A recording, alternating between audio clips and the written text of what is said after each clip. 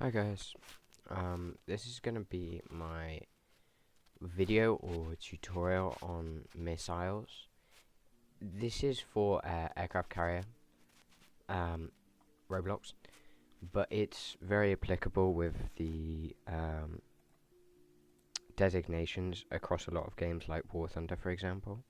It's the same, and this is also just an understanding of how missiles work and what you need to do. It's quite basic stuff. I just think it's reasonably helpful to understand, and some people don't understand this, so this is more of like a new player's guide. But also, even if you're an older player and just want to get a bit more technical with it, then there is this. So first up, obviously you have IR missiles like this. These are simple enough, the simplest. They are attracted to your heat signature at the back of your plane or your engines. I think all engines output currently the same amount of heat signature. I think if you shut them off, it might reduce it, but I haven't really had any success with that. Um, just flaring is the best way to get rid of these. You just spam flares and they're really good. And to get rid of these, they are just pretty easy. There is a specific missile or some missiles. I'm not sure of another one. But this, for example, even though this is just IR, it has a feature, I believe, called IRCCM, which is infrared countermeasures, which just means it's more flare resistant, so that this will hit flares less. It will be more consistent for the plane, which is just something to keep in mind. I think only the Su-57 has that to my knowledge, but I'm not sure. So I'm just going to go over the missile and the designations and acronyms. So I'm specifically going to be going over these and just explain what ARH, INS, and DL all mean. And also there's some different ones. So ARH is active radar homing, which means that it has its own radar inside of this, or radar as modeled in game inside of this, kind of like the same one you have on here. But it just basically means that it will fire and forget, or it will home in on its target. Like this, for example, it'll come up and do that. Initial navigation system and data link. Oh yeah, I'll go over that. 8 seconds of burn time. This is also something that's quite useful to know, but not massively applicable. Is boost time, and how that works is you will have boosted flight, which lasts 8 seconds, for example, and in that time it will reach the pinnacle of it, and then from there it will head down on like a glide path, kind of, and then hit IOG, which I will go over. INS or IOG are the same thing, inertial navigation systems, or inertial navigation, IOG, for the Russian planes. It's basically the same thing. It will activate to an extent when it either nears the plane or is a way of keeping the missile on track in a controllable way. So I would say, I think, or as to my knowledge in War Thunder, and this reflects in this game, is that when it gets close to you, it will shut off its seeker head for anything, and it will go to IOG, so it will basically coast. So basically, if you left it on IOG, it will just carry on in whatever direction it was sent on. But it will do that at maybe under a kilometer, to the best of my knowledge. So at under a kilometer, you'll have a brief chance to kind of pull away from the missile a little bit if you can see it coming for you. But it's very, very hard to pull off and quite inconsistent. I would just say pull G's. Like if this was you, just pull back or pull to the side or something along those lines, just to defeat any of these missiles. Just out G it, try to, or roll it. But the boosted flight aspect is this. There is a different missile, this one, again on the Su-57, that has a dual pulse motor, which is 4 seconds and 4 seconds, which basically means that it will have a second motor, so it will boost here, go up to its apex, come down, and it will also boost when it gets really close to somebody. So that just makes it more consistent. So it's probably the most consistent radar-seeking missile. So that, and also the point of this is that, like, let's say this guy goes off our radar, or we can't unlock him for some reason. This will carry on its way, and then if it relocks and it refines it, it will try to, you know, come back at it. Like, let's say this guy pulls away over here, some maneuver. It will IOG, and then if it refines you, it will come along and it'll be like, ah, there you are. But it'll have bled too much energy generally at that point.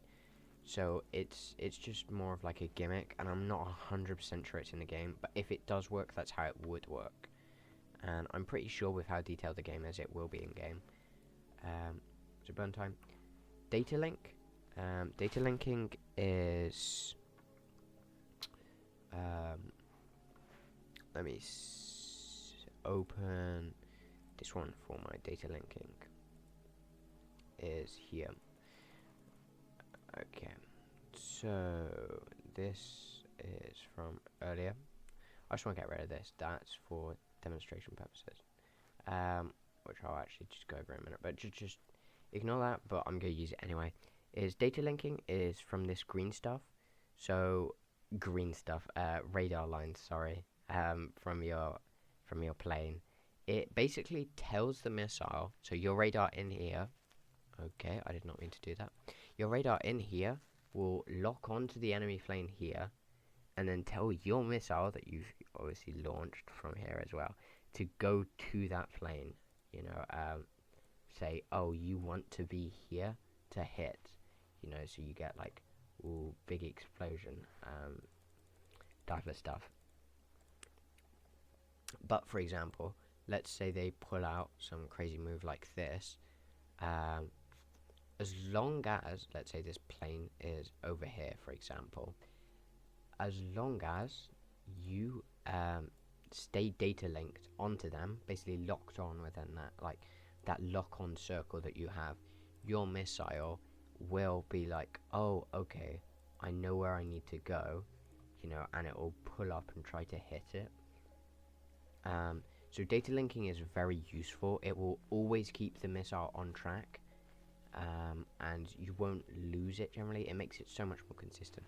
And also for SAR missiles like the R-27R, it's basically the mandatory to use the missile. If you don't lock on, you can't use it.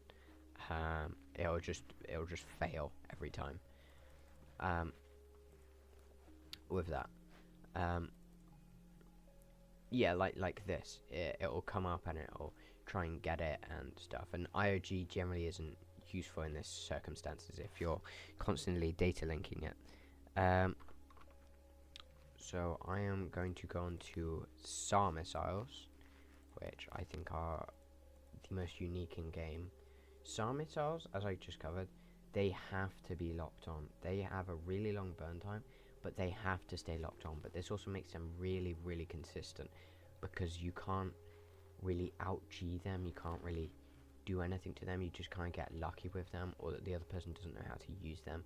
But these are really, really consistent missiles, especially with data link. You have to data link them, and you could fire them up. I know as a strat is, let's say you could like fire one up into like the absolute stratosphere or something, and then you relock it onto them. I don't know what that's on. And then so you fire a missile up, you know, just imagine that this missile is going really, really, really high, and then you lock onto somebody from here, you know, like this. So you're locked onto them. This missile will then be like, oh, okay, there's a lock on, and it'll hit, and it'll come up and then straight back down on top of them, and it will reach its apex and have much more energy to come down onto them. So that is called lofting, where you fire your missile up to reach its apex and then come down onto them, and it will give them minimal RWR, or radar warning receiver, warning on their radar. It's probably not the best technique. Just lock on and fire, I'd say, instead of trying to loft stuff. for that, you know, stuff which you can't even chaff anyway, so it's pretty useless. But just keep that. I think a pretty good example of this was this is from War Thunder, but it's a pretty good example. For example, this is your plane. You fired a missile. This is just a number of missiles simulation. This is the enemy plane. So as your missile comes up, it's reaching its apex. This is like what an R-27 will do. This will just travel in a straight line. It's really, really fast and most efficient. But most missiles will come up, it's reached its apex, will go on a glide path, and then about here, it will go into INS to just do that. Which I think I've covered. So I think that's most of the things for missiles in this game. Oh, the spam rams, I love them. I think that's most things for missiles. Obviously, you now know what each of these mean, what each of them do, and how to best use them. Basically, fire and forgets, you can just fire them, but data linking is also advised. Whilst with these ones, you have to maintain lock on, but they are much more consistent, in my opinion. Cool.